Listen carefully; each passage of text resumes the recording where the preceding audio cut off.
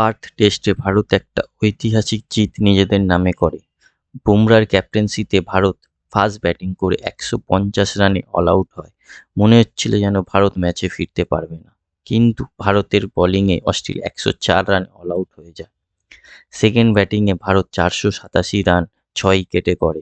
অপূর্ব batting করে Jaiswal 161 run করে। অস্ট্রেলিয়াতে গিয়ে প্রথমবার এত রান করে সবাইকে অবাক করে দেয়।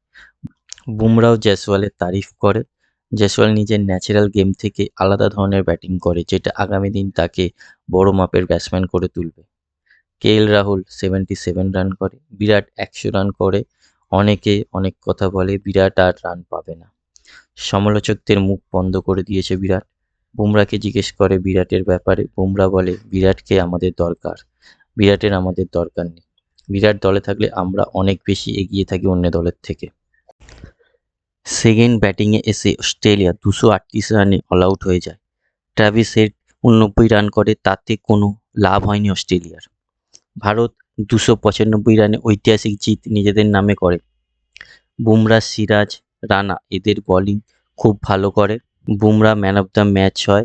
বুমরার ক্যাপ্টেন্সি ও বুমরার বোলিং দুটোই ছিল অতুলনীয়।